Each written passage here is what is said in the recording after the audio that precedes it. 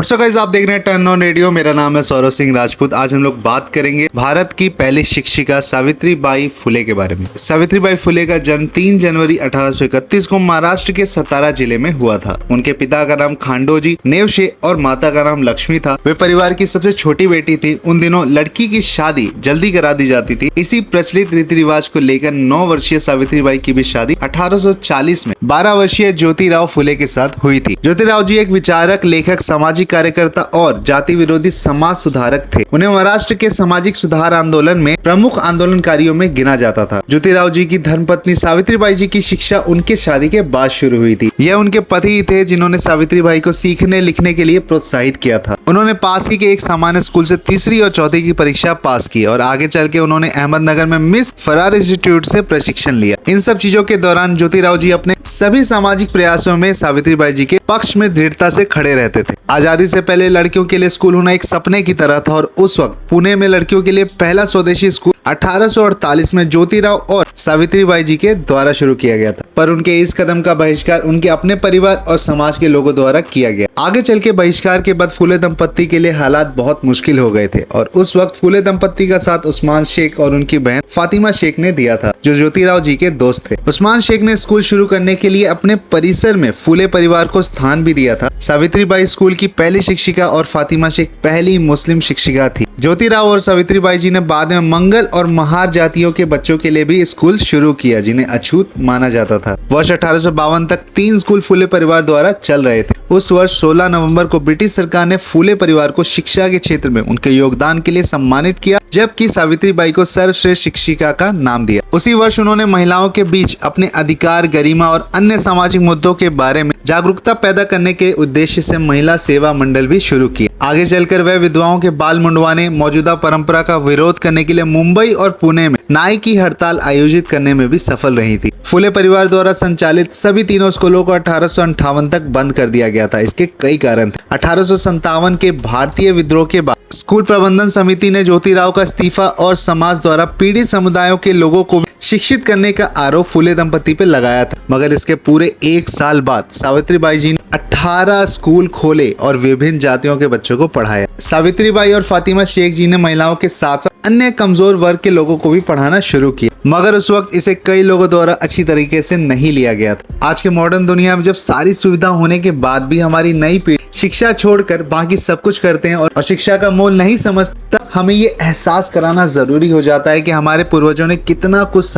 हमें यहाँ तक पहुँचाने के लिए, जहाँ हम अपने हिसाब से जी सकते हैं और जो चाहे विषय को पढ़ अपने जीवन को सार्थक बना सकते हैं। खैर, आगे चल के सावित्रीबाई और फातिमा शेख जी को स्थानीय लोगों से धमकी मिलनी भी शुरू हो गई और उन्हें सामाजिक रूप से परेशान और अपमानित भी किया जाने लगा। सावित्रीबाई जी हमेशा अपने साथ 2 जोड़ी कपड़े रखती थी, क्योंकि वह जब भी स्कूल की ओर जाती थी तब उन पर गाय का गोबर, कीचड़ और कई बार पत्थर तक फेंका जाता था। इतना सब सह कर भी यह असली भारतीय ना डरी नहीं, ना ही कभी पीछे हटी। सावित्रीबाई और फातिमा शेख जी बाद में सगुनाबाई से जुड़ गई और उनके साथ शिक्षा आंदोलन कदम से कदम मिलाकर आगे बढ़ी। 1855 में फुले परिवार ने किसानों और मजदूरों के लिए एक रात्रि विद्यालय भी खोला, ताकि वे सब किसान और मजदूर भाई दिन में काम करें और रात्रि में स्कूल जा सके। वर्ष 1863 में ज्योतिराव और सावित्रीबाई जी ने एक देखभाल केंद्र भी शुरू किया, जिसमें गर्भवती ब्राह्मण विधवाएं और अनाथ बिना किसी डर के यहाँ रहते थे, जो उस समय भारत में स्थापित की गई पहली ऐसी संस्था थी।